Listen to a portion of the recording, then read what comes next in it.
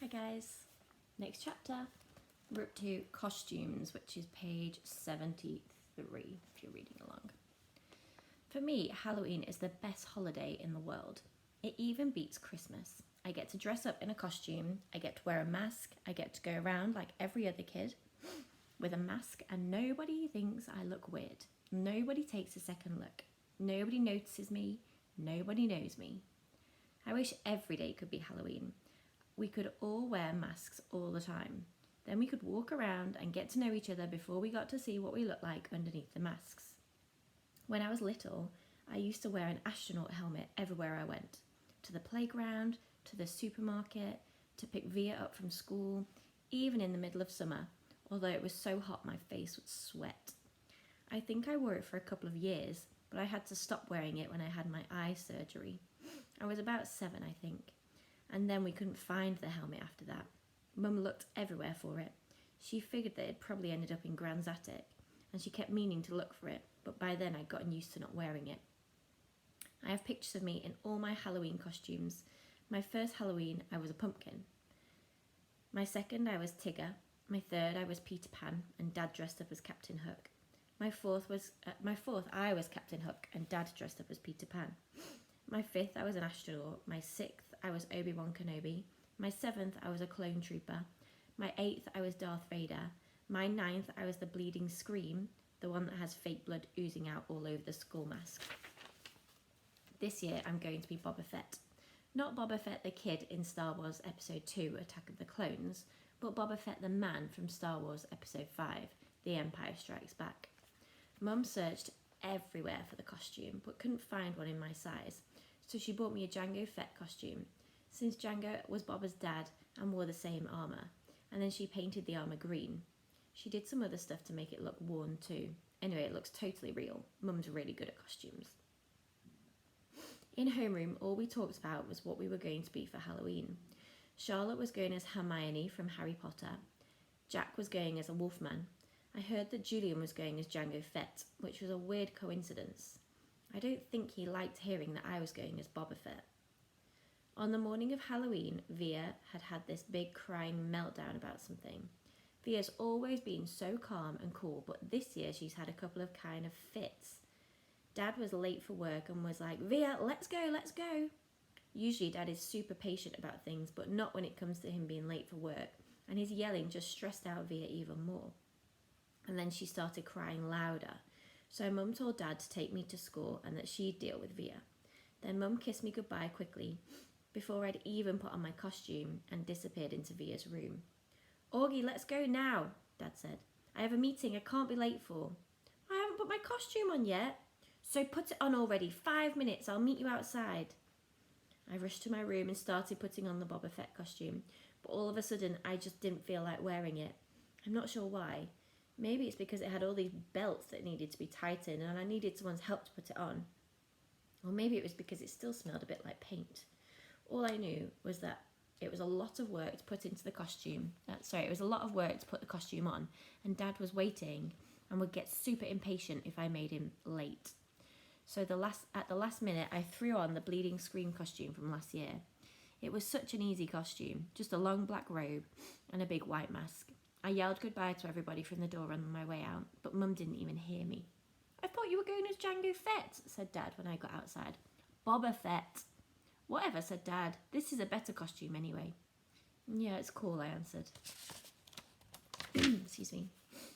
Next chapter is called The Bleeding Scream. Walking through the halls that morning on my way to the lockers, I have to say was absolutely awesome. Everything was different now.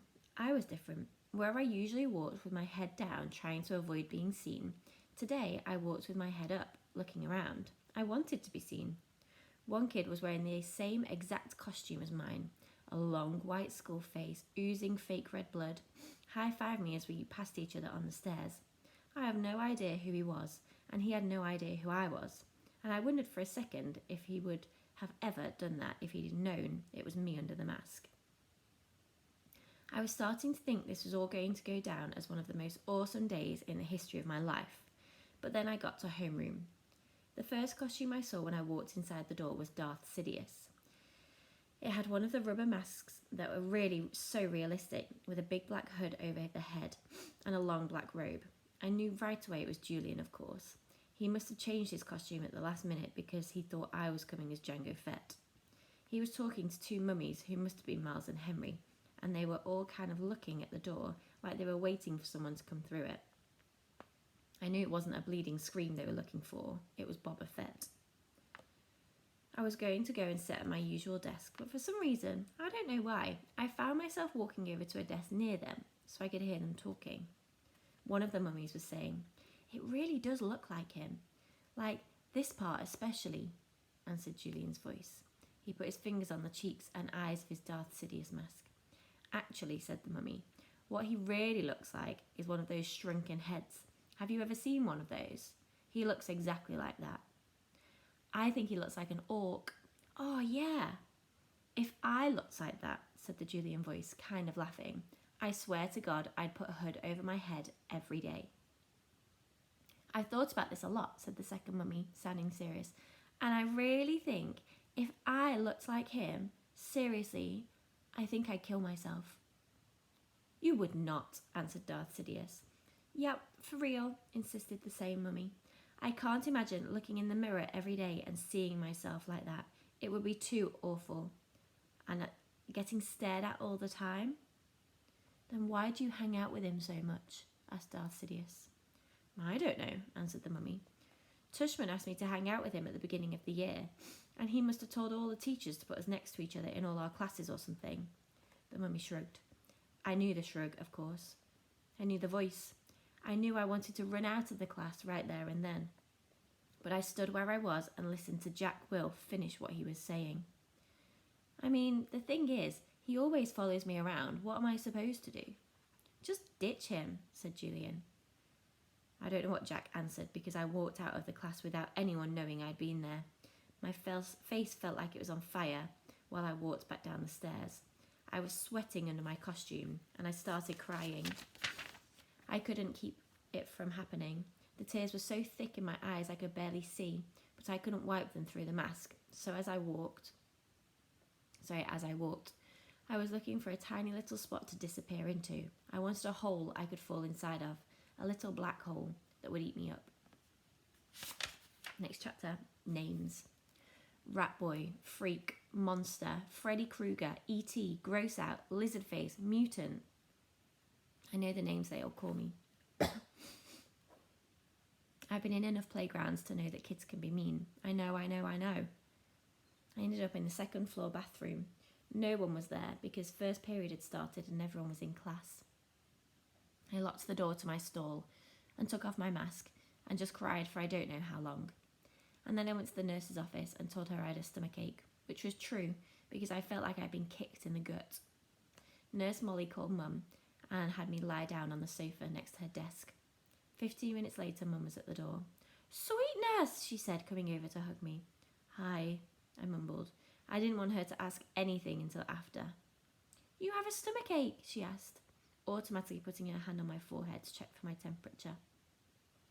"He said he feels like throwing up," said Nurse Molly, looking at me with very nice eyes. "I have a headache," I whispered. "I wonder if it's something you ate," Mum said, looking worried. "There's a stomach bug going around," said Nurse Molly. "Oh, geez," said Mum, her eyebrows going up as she shook her head. She helped me to my feet. "Should I call a taxi or are you okay to walk home?" "I can walk." "What a brave kid," said Nurse Molly, patting me on the back as she walked us towards the door. "If he starts throwing up or runs a temperature, you should call the doctor."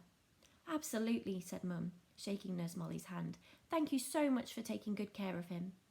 "My pleasure," answered Nurse Molly, putting her hand under my chin and tilting my face up. "You take care of yourself, okay?"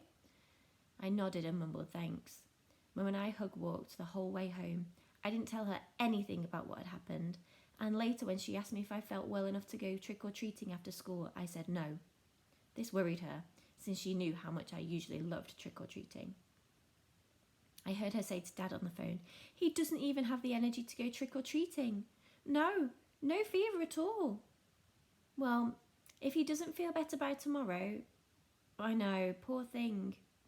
Imagine missing Halloween." I got out of going to school the next day too, which was Friday, so I had the whole weekend to think about everything. I was pretty sure I would never, ever go back to school again. And that's where Augie's section finishes.